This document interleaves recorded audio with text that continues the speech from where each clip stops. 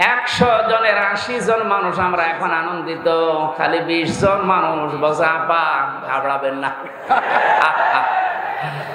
42,000 লোক নিয়োগ হয়েছে এই বাহিনীতে কয় বছরে, তার 35,000 হচ্ছে গোপালগঞ্জের, আর 63 জেলার লোক। আমরা কি ঘাস কাটছি?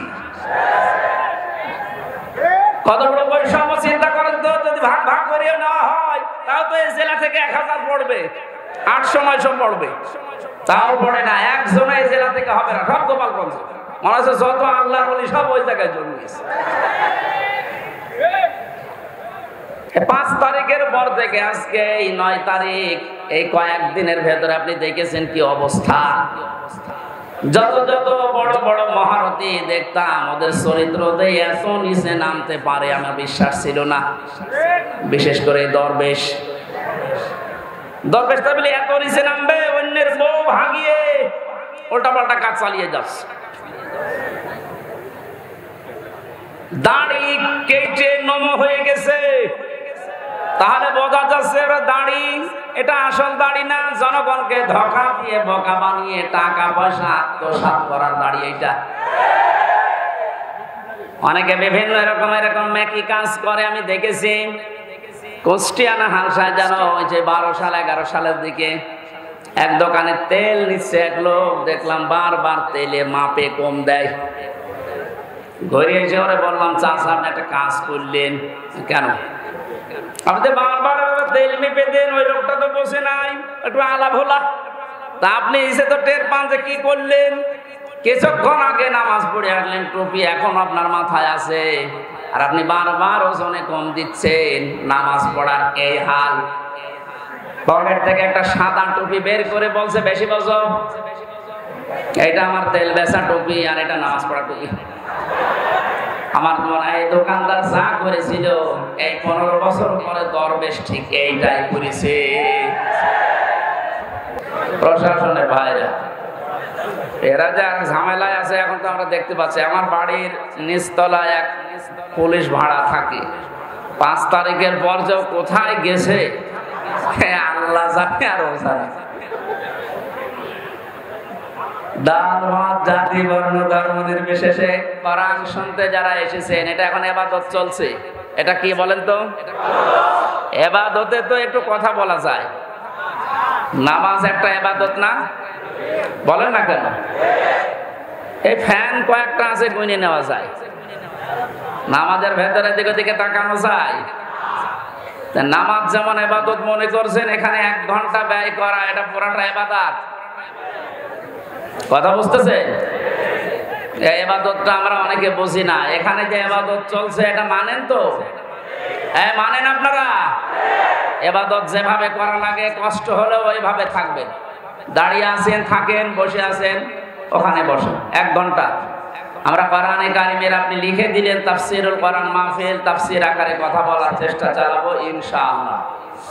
যিনি আমাদেরকে এই দিনের বেলায় হাজারো কাজ ছিল সব বাদ দিয়ে কোরআনে কারিম বোঝার জন্য সময় বের করে দিলেন, আলহামদুলিল্লাহ। তিরমিজি শরীফের হাদিস, নবীজি বলেন, মসজিদে নববীতে প্রবেশ করে দেখি বামে কিছু মানুষ আল্লাহর জিকির করছে, ডান দিকে তাকালাম দেখলাম কিছু মানুষ আল্লাহর কোরআনে কারিম নিয়ে আলোচনা করছে। নবীজি বললেন 2টা দল ভালো কাজে আছে, তবে সবচাইতে উত্তম কাজে আছে আল্লাহর কাছে তারা যারা কোরআনে কারিম নিয়ে ব্যস্ত আছে।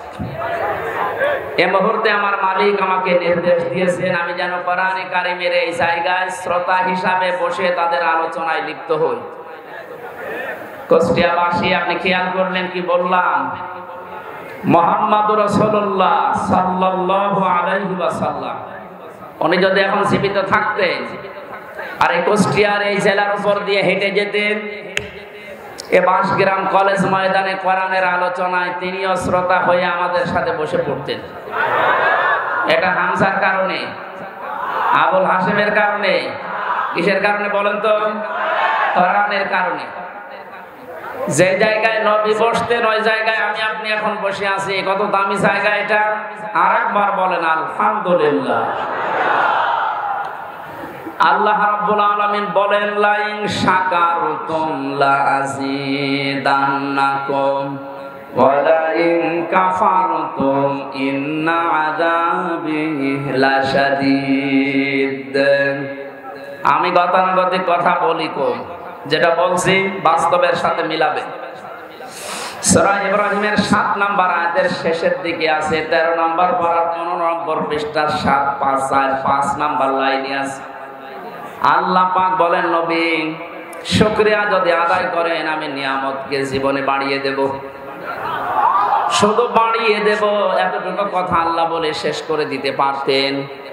লামে তাকিদ নুনে সাকিলা, সুপারলেটিভ ডিগ্রি দিয়েছেন আল্লাহ। আল্লাহ এত বড় গ্যারান্টি শব্দ দিলেন যে অবশ্যই আমি আল্লাহ বাড়িয়ে দেব যদি নিয়ামতের শুকরিয়া আদায় করো। জন্মের পর থেকে বাক্যটা আমরা শুনছি, আল্লাহর এই আয়াতটা। আমরা মনে করি নিয়ামতের শুকরিয়া মানে টোটি পর্যন্ত খেয়ে একেবারে ঢেকর তুলে বলবো আলহামদুলিল্লাহ, হয়ে গেল নাকি? এটা তো শুকরিয়া আদায়ের একটা বাক্য মাত্র। কোন মানুষ যদি শুকরিয়া আদায় করতে চায় নিয়ামতের, এই আয়াতের তাফসীরে মুফাসসির লিখেছেন 3টা শর্ত তাকে মানা লাগবে। 1 নম্বরে তার মুখে স্বীকার করা লাগবে যে হ্যাঁ এটা নিয়ামত। আগস্টের 5 তারিখের আগে আমরা যেখানে ছিলাম আর আজকে যেখানে আছি এটা পুরাটাই আলাদা। কথা বলে না কেন? এটা কত বড় নিয়ামত। কিছুদিন আগে বাংলাদেশ জামাতে ইসলামী কুষ্টিয়া জেলা শাখার উদ্যোগে 550 আলেমকে এক জায়গায় ডাক দিয়েছিল। সব ঘটনার আলেম সেখানে ছিল। 550 আলেম 3.5 ঘন্টা 4 ঘন্টা আমরা আলোচনা করেছি। কোনো বাধা নেই, কোনো চিন্তা নেই, মনের ভেতরে কোনো আতঙ্ক আমরা হইনি। অথচ আগস্টের 5 তারিখের আগে 550 না 5.5 জন এক জায়গায় হলে 10টা মামলা হয়ে যেত। বিশেষ করে আলেমরা। কথা বলে না কেন? কোন জায়গা থেকে আমরা কোন জায়গায় আসলাম টের পাচ্ছেন? পরাধীন এবং স্বাধীন 2টা শব্দ। স্বাধীন দেশে বসবাস করে আমরা অনেকেই এতদিন পরাধীন। এখন যেহেতু স্বাধীনতার কিছুটা সুখ পেয়েছি, এটা নিয়ামত হিসাবে মনে করছি, আমরা স্বীকার করে নিলাম যে হ্যাঁ এ মুক্ত জীবন, এটা নিয়ামত। 2 নম্বর, আপনার মনের ভেতরে একটা আনন্দ লাগবে, যেটা আমার লাগছে। কিন্তু এদেশে সবার এই আনন্দ লাগছে না। 100 জনের 80 জন মানুষ আমরা এখন আনন্দিত, খালি 20 জন মানুষ বসে আপা ঘাবড়াবেন না। 20 জনের অবস্থা এরকম, আপা ঘাবড়াবেন না। আপনি ঘাবড়ালে আমরা নরম হয়ে যাই। এর সংখ্যা কয়জন? মাত্র 20 জন। আমরা 80 জন কিন্তু এখন খুশি, আনন্দে আছি। মনের ভেতরে একটা অজানা সুখ আমাদের ভেতরে দৌড় দিচ্ছে। এই আয়াতের তাফসীরে মুফাসসির আরেকটা তথ্য দিয়েছে, মানুষ যখন খুশি হয় তখন তার বাম স্তনের 2 আঙ্গুল নিচে একটা গোস্তের টুকরা আছে, যেটা আমরা ফলক বলে জানি। ওটা তখন আনন্দে লাফাতে থাকে, শরীরের পশমগুলো খাড়া হয়ে যায়। আল্লাহ পাক বলেন আমার সালাম নামের খাতিরে তাদের ভেতরে একটা শান্তির বাতাস আমি বইয়ে দেই। জোরে বলেন আলহামদুলিল্লাহ। আমি আমার ঈমান থেকে বলছি এটা আমি পেয়েছি, সুতরাং 2 নাম্বার শর্ত হয়ে গেছে পূরণ। 3 নাম্বারটা কি? যে জন্য নিয়ামতটা পেয়েছি ওই কাজটা ওই জায়গায় পৌঁছিয়ে দেওয়া লাগবে। বৈষম্য বিরোধী ছাত্র আন্দোলন আপনি লিখে দিয়েছেন পোস্টারের উপরে, শহীদদের আত্মার মাগফিরাত কামনায় আয়োজন। ওরা যে 9টা দাবি নিয়ে 1000-এর উপরে দেশে জীবন দিয়ে গেল। যে উদ্দেশ্য নিয়ে জীবন দিয়েছে ওই উদ্দেশ্যকে পূর্ণতায় পৌঁছাতে হলে আল্লাহর এই কালাম লাগবে। মান ক্বালা বিহি সাদাকা, যারা কোরআন দিয়ে কথা বলে এরা সত্য কথা বলে। আমান হাকামা বিহি আদালা, কোরআন দিয়ে যারা বিচার করে নবীজি বলেন এরাই ন্যায় বিচার কায়েম করতে পারে। 53 বছর কোরআনে কারিমের বিচার এদেশে এখনো পর্যন্ত আমরা দেখিনি। এই জন্য ন্যায় বিচার শুধু নামে শুনেছি, পাইনি। বিশেষ করে 16 বছরে কত মানুষ আমাদের সামনে এ বক্তব্য বহুবার দিয়েছে যে আমরা ন্যায় বিচার কায়েম করতে পেরেছি। এটা ডাহা মিথ্যা কথা। ন্যায় বিচার কায়েম করা সম্ভব তখন যখন কোরআনে কারীম এদেশের সংসদে চলবে। আর এটা তো চালাবে ধীরেন্দ্রনাথ দত্ত। এরকম মানুষ জীবনেও কোরআনে কারীমকে ওই জায়গায় নিতে চাইবে না। তার প্রমাণ সরমদিন সেনগুপ্ত এরকম সংসদেই বলেছিল কোরআনের আইন এটা বর্বর আইন। কোন আয়াতের প্রেক্ষিতে?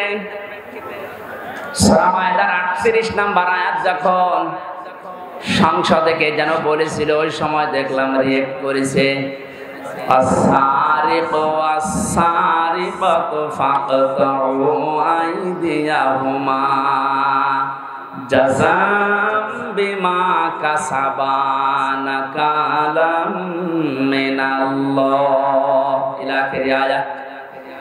আল্লাহ পাক বলেন, চোর পুরুষ হোক আর নারী হোক, সাক্ষ্য প্রমাণে যদি ধরা পড়ে তাহলে তার হাত কেটে দাও। এটা দুনিয়ার শাস্তি।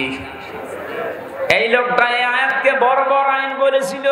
কারণ হচ্ছে তার যে কালো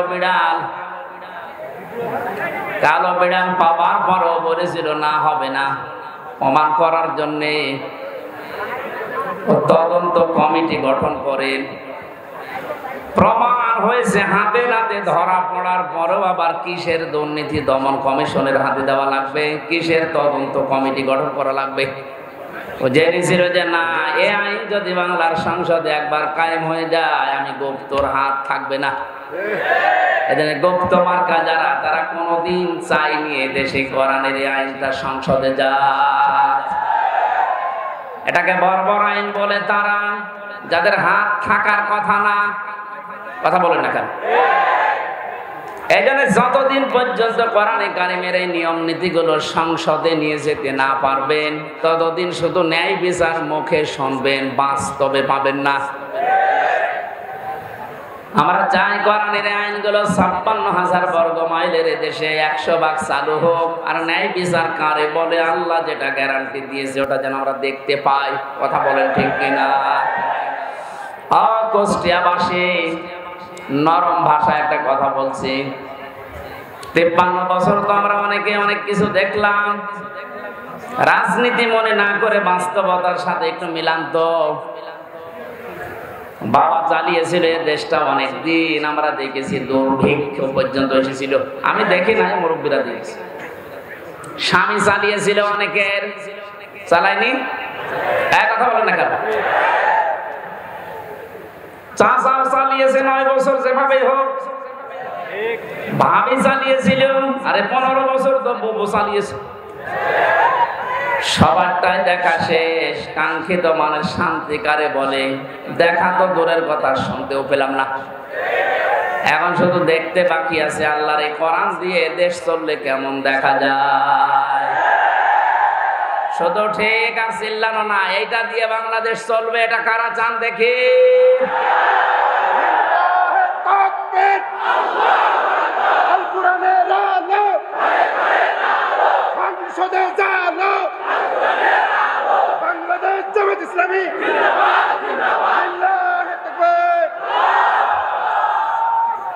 আলহামদুলিল্লাহ। এই কথা যারা এই সামিয়ানার নিচে বললেন, কথা ঠিক থাকবে তো? নাকি বিড়ি পেলে আবার উল্টিয়ে যাবে?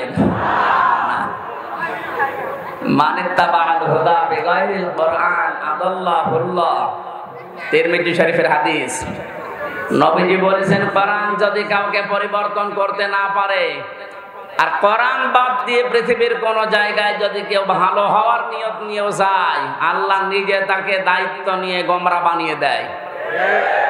এই জেলাকে বহু ভালোবাসি, আমার মাতৃভূমি এই জেলা কুষ্টিয়া।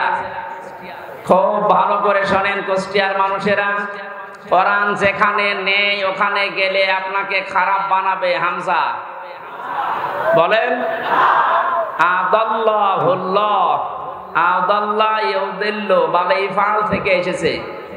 যদি নবী দাল্লা ইয়াদিল্লু দিতেন, তাহলে বাংলা অর্থ দাঁড়াতো যে আপনি নিজেই নিজেকে খারাপ বানিয়ে ফেলেছেন।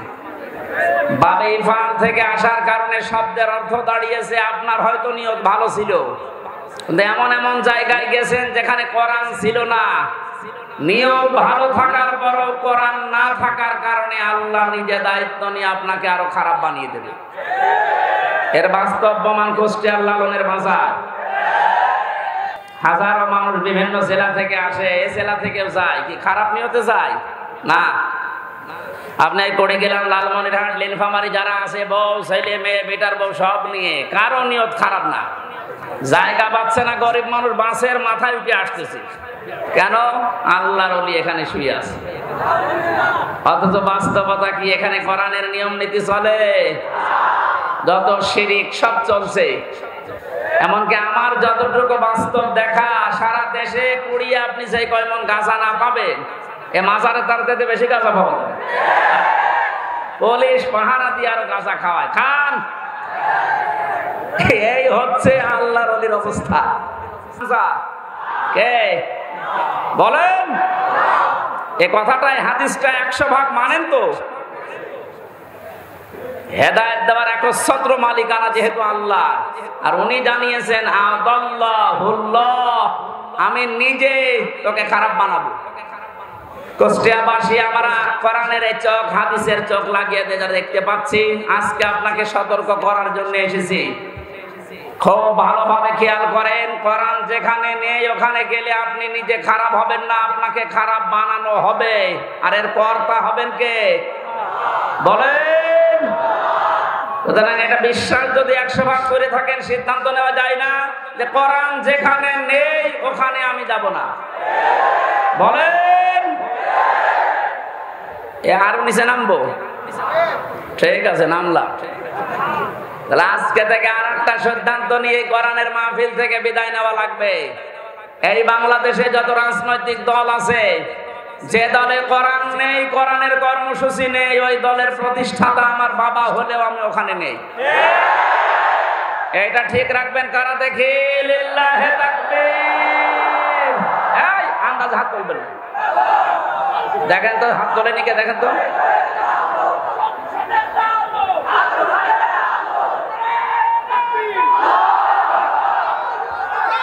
হ্যাঁ ঠিক আছে, যাক ওয়াজ তো হয়ে গেছে, এবার মনোযোগ করে দিই। আর কি ওয়াজ করবো? এর উপরে আর কোনো ওয়াজ আছে? এইটা যদি আমার মনে হয়, কালকে আমি চুয়াডাঙ্গায় ছিলাম শহরের পাশে, ওদের মনে হয় এনএসআই রিপোর্ট দিয়েছে যে 5 লাখ মানুষ ছিল। এত মানুষ হয়েছে আমার জীবনে আমি অত মানুষ দেখি না এক জায়গায়। কালকে ওই জায়গায় যে হাত তুলেছে, আমার মনে হয় মানুষগুলো যদি আগামী সময়ে এই কথাটা ঠিক রাখে যে যেখানে কোরআন নেই সেখানে আমি নেই, তাহলে এই দেশে আমার মনে হয় কয়েকটা দল বাদ দিয়ে বাকিগুলো সব আউট হয়ে যাওয়ার কথা। এই 5 লাখ মানুষ কালকে হাত তুলেছে, এর ভেতরে অন্তত যদি 1.5 লাখও ঠিক রাখে, তাও তো ওই আসনটা অন্তত কোরআনের হাতে চলে যায়। 1.5 লাখও ঠিক রাখবে না, দেখবেন বিড়ি আর বাকি জিনিস সব আল্লাহ হাতে চলে গেছে। আমরা কুষ্টিয়ার মানুষ, আমরা চুয়াডাঙ্গা না, আমার চরিত্র অত ঝামেলা নেই, আমরা ইনশাল্লাহ ঠিক রাখবো। বলেন।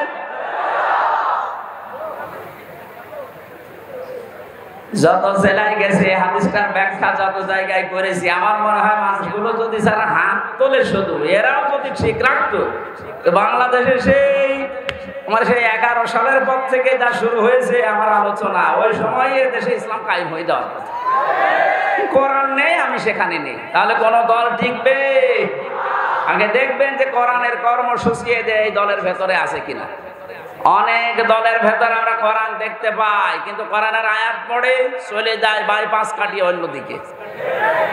বিভিন্ন দরবার কেন্দ্রিক যে আলোচনাগুলো আমরা দেখি, আয়াত পড়ে ঠিক, কানে হাত দিয়ে সুর করে তেলাওয়াত করছে কুল হুয়াল্লাহু আহাদ। তাফসীর মাহফিলে, ওয়াজ মাহফিলে ইসালে সাহাবে আয়াতটা পড়ে, কারণ জানে যে আয়াত পড়লে তিনবার পড়লে এই সূরাটা 1 খতম কোরআন শরীফ পড়ার সওয়াব হয়, এই নিয়তেই পড়ে। পড়ার পরে বাস্তবতা দেখি, হে নবী আপনি বলেন আল্লাহ এক। এবার আস্তে করে কাটছাট করে চলে যাচ্ছে উনি কুষ্টিয়ার বাইপাস দিয়ে। এবার বলে নবী কোন নবী? নিজেই বলে নবী ফাতেমার বাবা। এ ফাতেমাকে হোসাইনের মা। হোসাইন মানে আমার সাথে যে হুজুরটা থাকে ওইটা, হযরতে হাসান হোসাইনের মা। এ হোসাইনের মা উনি কি করেছিলেন? হোসাইন শাহাদত বরণ করেছিলেন কারবালায়। এবার আপনাদেরকে আমি কারবালার ঘটনা শোনাবো মাত্র 2 ঘন্টা। আয়াত পড়েছিল কি? কুল হুয়াল্লাহু আহাদ, আর তাফসীর হচ্ছে কারবালার। তাও তো কারবালার যে 27টা শিক্ষা আছে ওইগুলো যদি সামনে নিয়ে আসে তাও তো মানায়। এমন এমন কথা হোসাইনের নামে চালিয়ে দেয়, হাসানের নামে, যেগুলো কোরআন হাদিসের বাস্তবতা ইতিহাসে কিচ্ছু নেই, ও ভণ্ডরা সব বানায়।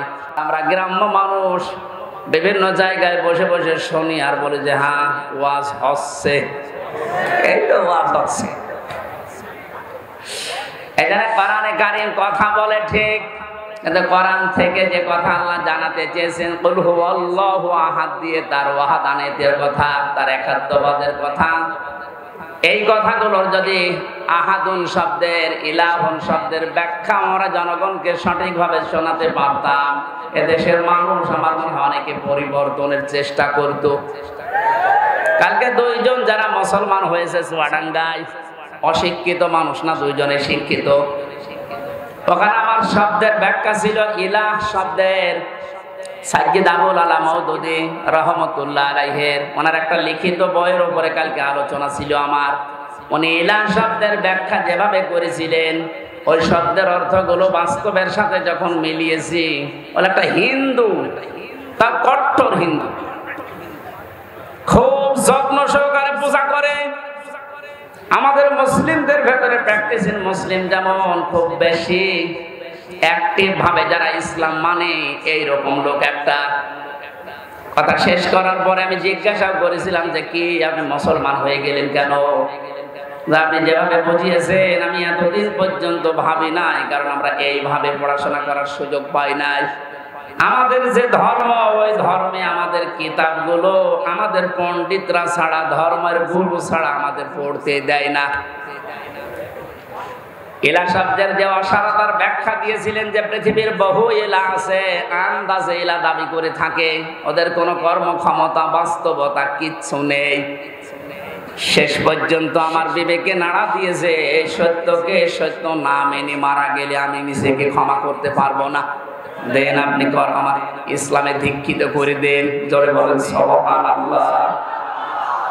এজন্য আমরা কোরআনে কারীম যেখানে নেই, আজকে থেকে আপনি সিদ্ধান্ত যখন নিয়েই ফেলেছেন যে অন্য কোন জায়গায় আর যাবেন না, আজকের এই মাহফিল আমার মনে হয় যদি ঠিক রাখতে পারেন হাতটা, এই আলোচনা, এই আয়োজন সাকসেস। জোরে বলেন সুবহানাল্লাহ।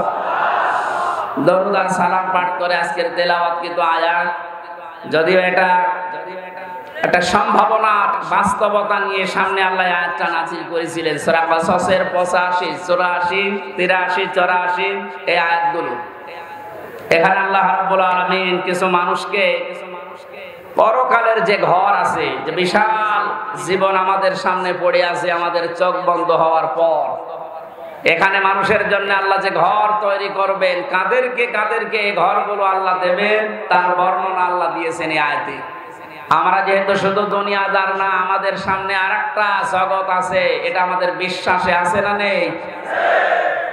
কুল্লু নাফসিন যায়িকাতুল মাউত ওয়া ইন্নামা তুওয়াফাউনা উজুরাকুম ইয়াওমাল কিয়ামাহ ফামান সুহসিহা আনিন নার ওয়া উদখিলাল জান্নাতা ফাকাদ ফাজ ওয়ামাল হায়াতুদ দুনিয়া ইল্লা মাতাউল গুরুর।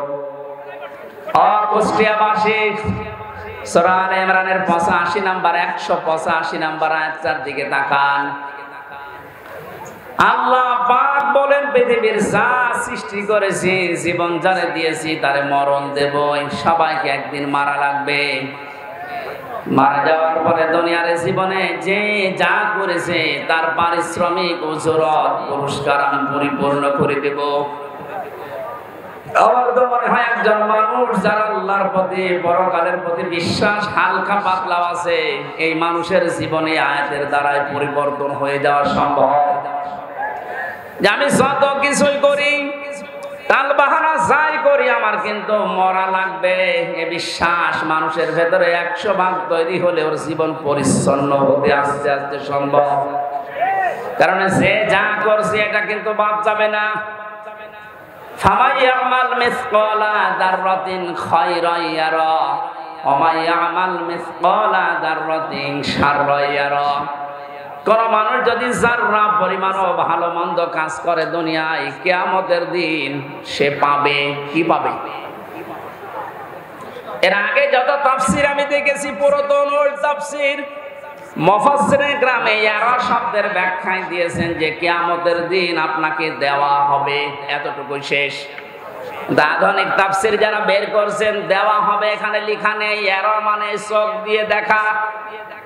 দুনিয়াতে আপনি ভালো মন্দ যাই করেন না কেন, যতটুকু করেন, কিয়ামতের ময়দানে ওইটা আপনাকে ভিডিও ক্লিপ আকারে আল্লাহ দেখাবে। জোরে বলেন আল্লাহু আকবার। এটা যদি 100 ভাগ কেউ বিশ্বাস করে, সে নিজের স্ত্রী বাদ দিয়ে কোনোদিন হোটেলে রাত কাটাবে? এদেশে কাটাচ্ছে না? কথা বলেন না কেন? 5 তারিখের পর থেকে আজকে এই 9 তারিখ, এই কয়েকদিনের ভেতরে আপনি দেখেছেন কি অবস্থা। যত যত বড় বড় মহারথী দেখতাম, ওদের চরিত্র দিয়ে এত নিচে নামতে পারে আমার বিশ্বাস ছিল না। বিশেষ করে দরবেশ তাহলে এত নিচে নামবে, অন্যের বউ ভাগিয়ে উল্টা পাল্টা কাজ চালিয়ে যাচ্ছে। দাড়ি কেটে নম হয়ে গেছে, তাহলে বোঝা যাচ্ছে ওরা দাড়ি, এটা আসল দাড়ি না, জনগণকে ধোঁকা দিয়ে বোকা বানিয়ে টাকা পয়সা আত্মসাৎ করার দাড়ি এটা। অনেকে বিভিন্ন এরকম মেকি কাজ করে আমি দেখেছি। কুষ্টিয়ানা হালসায় যেন ওই যে 12 সাল 11 সালের দিকে এক দোকানে তেল নিচ্ছে এক লোক, দেখলাম বারবার তেলে মাপে কম দেয়। ঘুরে এসে ওরে বললাম, চাচা আপনি একটা কাজ করলেন কেন? আপনি বারবার তেল মেপে দেন, ওই লোকটা তো বসে নাই, একটু আলাপ হলা। তা আপনি এসে তো টের পান যে কি করলেন। কিছুক্ষণ আগে নামাজ পড়ে আসলেন, টুপি এখন আপনার মাথায় আছে, আর আপনি বারবার ওজনে কম দিচ্ছেন। নামাজ পড়ার এই হাল। পকেট থেকে একটা সাদা টুপি বের করে বলছে, বেশি বজো, এটা আমার তেল বেচা টুপি আর এটা নামাজ পড়া টুপি। আমার মনে হয় দোকানদার যা করেছিল, এই 15 বছর পরে দরবেশ ঠিক এইটাই করেছে। কি বৃষ্টি হচ্ছে নাকি?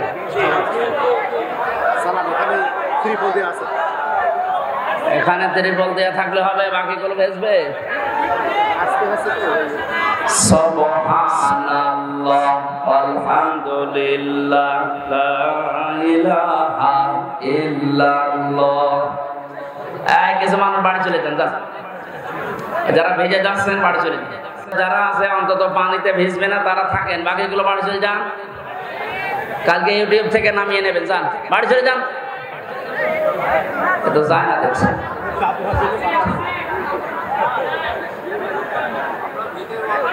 এখানে আয়াতটা আমাদের প্র্যাকটিক্যাল লাইফে সেট করা দরকার। এখন থেকে এমন এমন কাজে আঞ্জাম দেওয়া দরকার, চোখ বন্ধ হওয়ার পরে যেন ওটা দেখে আমার জীবনে আনন্দ লাগে। কথা বলে ঠিক কিনা?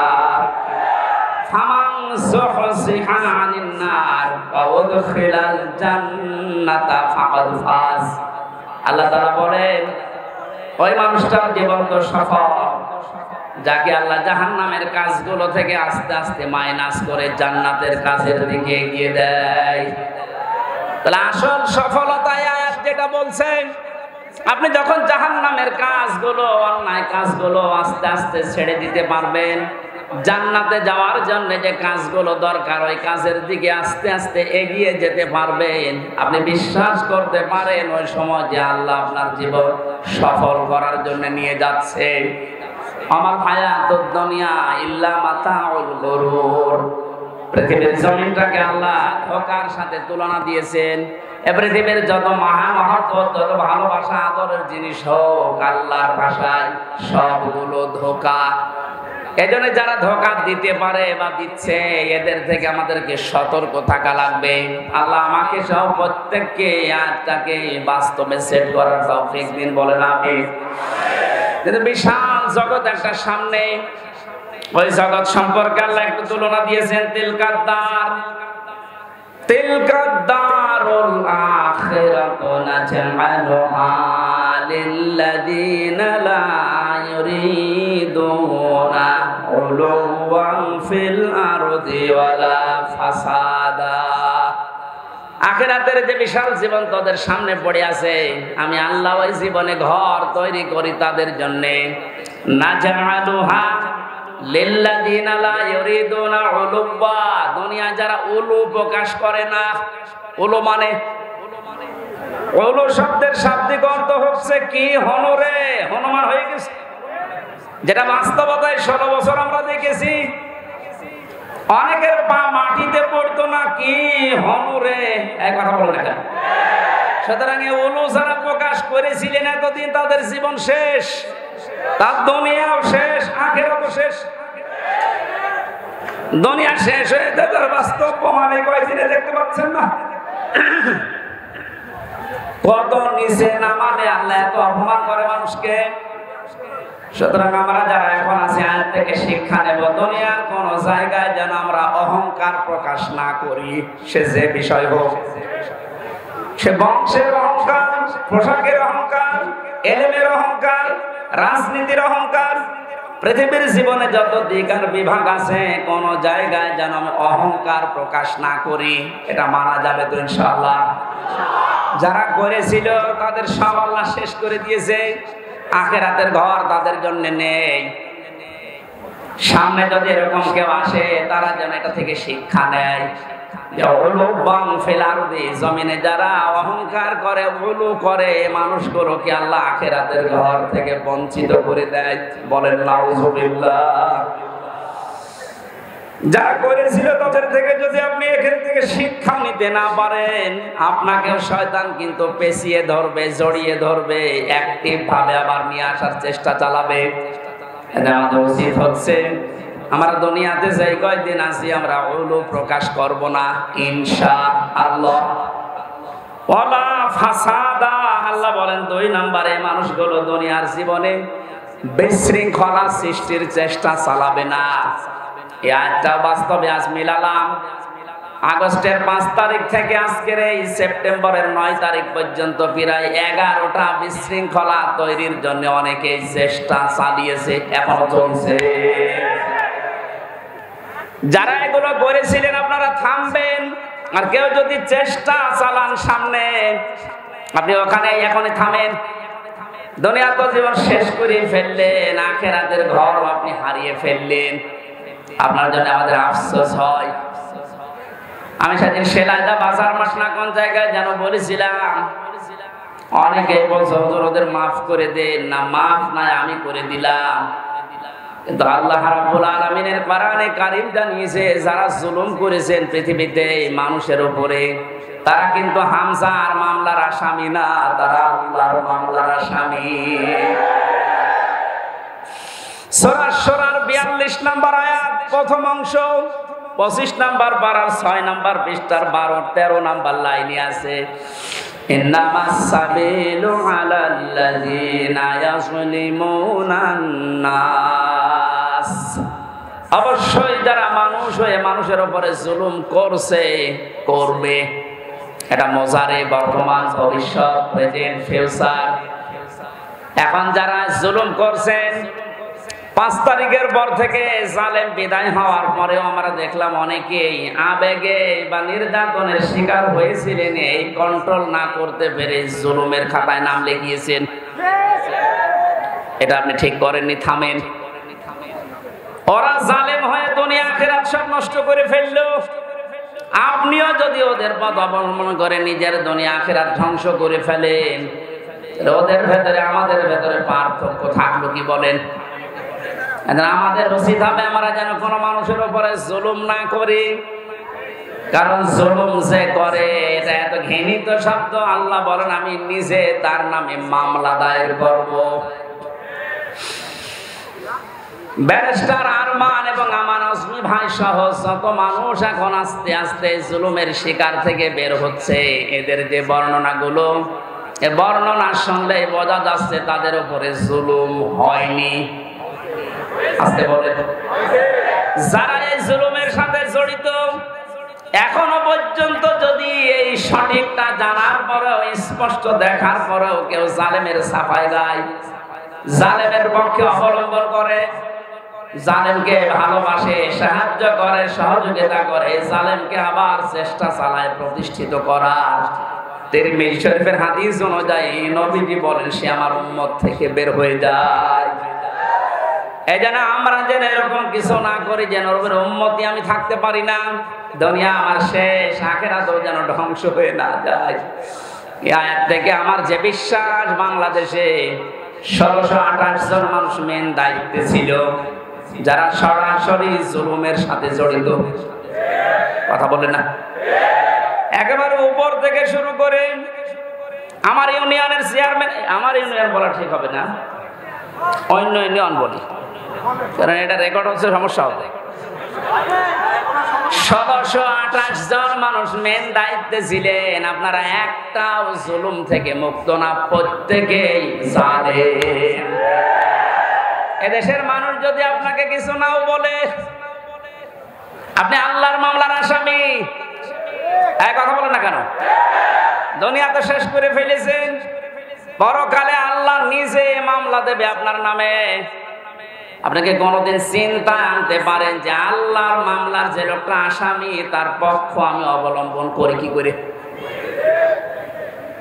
আমার একটা মূল্যচুরি মামলা ছিল, জানেন, পরে যদি সাজা লাগিয়ে দিত তাও আমি 3 মাস সর্বোচ্চ জেল খাটতাম। অথচ বিনা কারণে, বিনা অপরাধে মামলাটা দিয়ে 3টা বছর আমারে আটকে রাখলেন। এই মামলা যেহেতু রাষ্ট্র দিয়েছে, হাসিনা দিয়েছে, এই কারণে আমার পক্ষে কেউ দাঁড়াতেও সাহস পেত না। তো না, ওর পক্ষে দাঁড়িয়ে আমার ওকালতি আমি হারাবো। দেখেন তো, রাষ্ট্র বিরোধী, এজন্য আমার পক্ষে কেউ নেই। কিয়ামতের ময়দানে আল্লাহ নিজে রায় দেবেন, আলাইসাল্লাহু বিআহকামিল হাকিমিন, সব চাইতে বড় বিচারপতি তিনি। তিনি নিজে মামলার বাদী, নিজে রায় দেবেন। আপনি তো বিচার সঠিক যদি আল্লাহ তো 100 ভাগ করবে, আপনার কি বিশ্বাস হয় যে আপনি বাঁচতে পারবেন? আসতে বলেন। এখন যদি আপনি স্বীকার করেন যে না আমি বাঁচতে পারবো না, এমনকি যারে সাপোর্ট করছি সে তো ধরা খেয়ে বসে আছে, কারণ বড় জালেম, বলেন হাতে পায়ে ধরছে, আপনার সময় এখনো শেষ হয়ে যায়নি। জালেমেরা আর সাপোর্ট না করে ফিরে আসেন, এখনো ইসলামের দরজা খোলা আছে, আপনাকে বুকে নেওয়ার জন্য হাজারো মানুষ আছে। গতকালকের রিপোর্ট 2200 মানুষ এক জায়গায় দেখেছে, জালেমের সাপোর্ট বাদ দিয়ে ওরা ইসলাম অলরেডি কবুল করেছে। তাহলে ওরা এতদিন জানতো যে আমরা নামে মুসলমান, কামে মুসলমান ছিলাম না। আর ওই হাদিসের ব্যাখ্যা যেহেতু জেনেছে জালেমের সাপোর্ট করলে সে নবীর উম্মত থাকে না, এই হিসাবে মনে করেছে আমি তো নবীর উম্মত ছিলাম না, এখন নতুন করে উম্মত হব। আপনাদেরকে এটা মিডিয়ার আকারে যাচ্ছে, সারা দেশে কালকে ছড়াবে। জালেমদের দোসরা এতদিন যারা ছিলেন, জুলুম অত্যাচারের সঙ্গে ছিলেন বিভিন্ন কায়দায়, আমার এই মামলার যে আয়ু থেকে শুরু করে একেবারে হাসিনা পর্যন্ত প্রত্যেকে জড়িত। কারণ বহু জায়গায় যাওয়ার পরে বলে না হাত বাঁধা। কয়েকদিন আগে আমার মামলা ঢিসমিস করে দিয়েছে আদালত। আমার মামলাটা দেখার পরে বলছে কি দেখে মামলা করব, কোনো মাল নেই। আমি আদালতে দাঁড়িয়েছিলাম, বলতে গেলাম যে মাননীয় আদালতে 3টা বছর আপনার কাছে তো মামলা ছিল, এতদিন তো আপনি বলেননি যে এর ভেতরে কোনো মাল ম্যাটারেস নেই, কি দেখে মামলা আজকে বলছেন? মানে আমার মনে হয় বলতো এই কথা আছে, কি করবো হুজুর, হাত বাঁধা ছিল, এক কথা বলছে না। আজ হাত খোলা পেয়েছি, এখন আর কোনো ভয় নেই, কোনো টান নেই, কোনো চিন্তাও নেই, জান খালাস। এখান থেকে আমি 2টা বিষয় বের করেছি, আমাকে খালাস দিল মানে আমি নির্দোষ। একবার বলুন না, আমার মোবাইলটা ফেরত দিয়েছে 3 বছর পর, এটা তন্ন তন্ন করে খুঁজেছে, যে মামলা দিয়েছিল তার সাথে কিছু পাওয়া যায় কিনা দেখি। দ্বিতীয় নম্বরে আমার বাড়ি, গ্রামের বাড়ি হালসা পর্যন্ত সব খোঁজ খবর নিয়েছে। খোঁজ খবর নিয়ে ভালো হয়েছে, দেখেছে 14 বংশ আওয়ামী লীগ করে, ওইটাই কিছু পায়নি। এখন যেহেতু হাত খোলা, আপনি এখন রায় দিয়ে জানিয়ে দিলেন দুনিয়ার মানুষকে যে হামজার কোনো দোষ নেই, বিনা কারণে 3 বছর জেলে ছিল।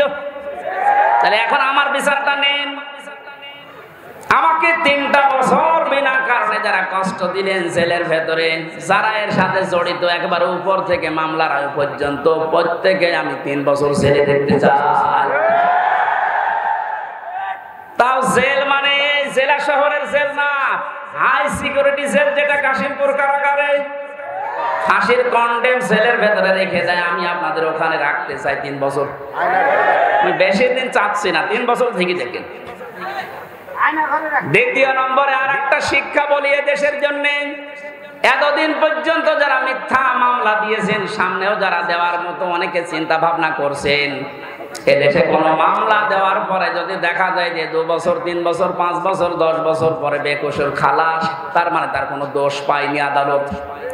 কথা বলেন কেন? এরকম যদি কেউ নিরপরাধ খালাস পেয়ে যায়, যারা মামলা দিয়েছে, যারা সাক্ষী দিয়েছে, যারা এর সাথে জড়িত, প্রত্যেককে জরিমানা করা লাগবে। আমার কথার অর্থ বোঝেন? আপনি বিনা কারণে কাজ করবেন কোন কারণে? মামলার বাদী যেহেতু রাষ্ট্র ছিল, এজন্য কেউ পক্ষেও দাঁড়ায় না, রায় তো দূরের কথা।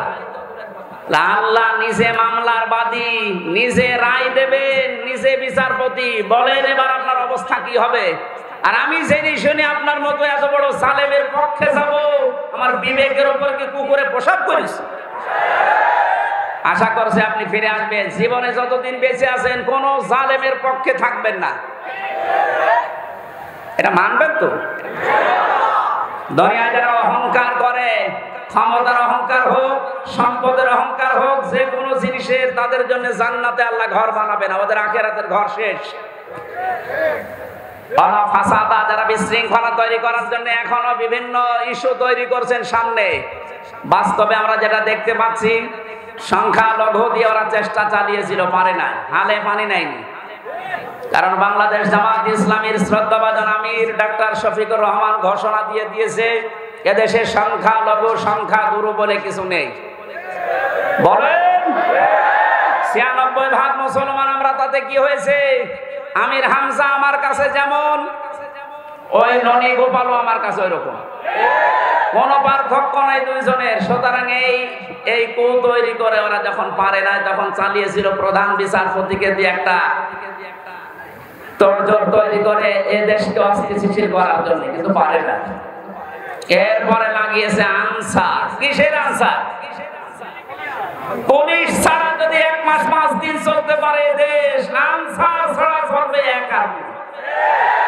কোন দরকার নেই, যারা দায়িত্বে আছেন বাহিনীকে বিলুপ্ত করে দেন। 42,000 লোক নিয়োগ হয়েছে বাহিনীতে কয় বছরে, তার 35,000 হচ্ছে গোপালগঞ্জে। আর 63 জেলার লোক, আমরা কি ঘাস কাটছি? কত বড় বৈষম্য চিন্তা করেন তো। যদি ভাগ ভাগ করে নেওয়া হয়, তাও তো এই জেলা থেকে 1000 পড়বে, 800-900 পড়বে, তাও পড়ে না। একজন এই জেলা থেকে হবে না, সব গোপালগঞ্জ। মনে হচ্ছে যত আল্লাহ বলি সব ওই জায়গায় জন্মিয়েছে। এদেরকে যখন পারে না, তখন ডাক্তারদেরকে লাগিয়েছে।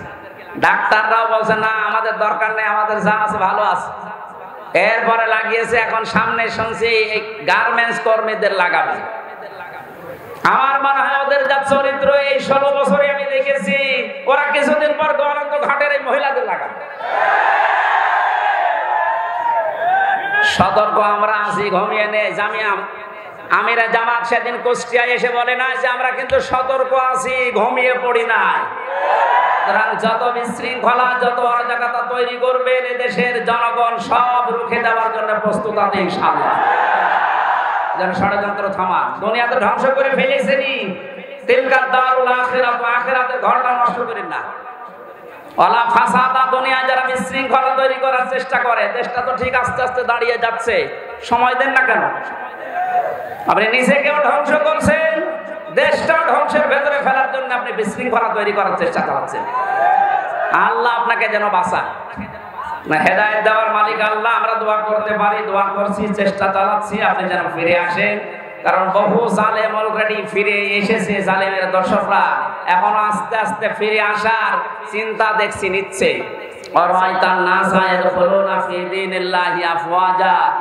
আল্লাহর সাহায্য যখন আসবে, বিজয় তখন আসবে। আমরা বিজয়ের প্রথম ধাপ দেখতে পাচ্ছি, দলে দলে পালে পালে মানুষ আজ ইসলামে আসতেছে। জোরে বলেন আল্লাহু আকবার। এ ধারা অব্যাহত থাকুক। কিছুদিন পরে দেখবে এ দেশে 100 ভাগের 51 ভাগ মানুষ যদি চায় যে রাষ্ট্র এই কোরআন দিয়ে চলুক, কোন মহারতে আর বাধা দিয়ে ঠেকাতে পারবে না। আমরা ওইটাই দেখতে চাচ্ছি সামনে। কথা বলেন ঠিক কিনা? সম্মানিত মা বোনেরা, কোন জুজুর ভয় পাবেন না। আমিরে জামাত অলরেডি ঘোষণা দিয়েছে, মেয়েদেরকে জুজুর ভয় দেখিয়ে ইসলামী আন্দোলন একামতে দিন সম্পর্কে উল্টাপাল্টা ধারণা দেয় দেশের রাম আর বামরা।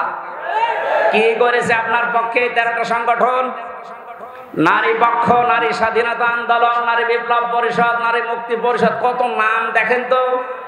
কোন নারীর গ্যারান্টি আছে দেশে?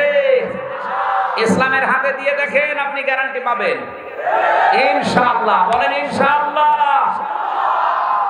আল-আকিবাতুল লিল মুত্তাকিন, যারা তাকওয়া অবলম্বন করে চলবে, যেখানে যেই জিনিস বসানো দরকার ওই জিনিস ওখানে বসাবে, এই মানুষগুলোর পরিণাম শুভ। আল্লাহ নিজে বলছেন আল-আকিবাতুল লিল মুত্তাকিন। এটা যেন আমরা চর্মচোখে এই শুভ পরিণাম দেখে বলতে পারি আমিন। মাগরিবের পরে আলোচনা আছে যে ভেড়া মারা, এই জন্য শেষ করে দিচ্ছি। আল্লাহুম্মা আমিন।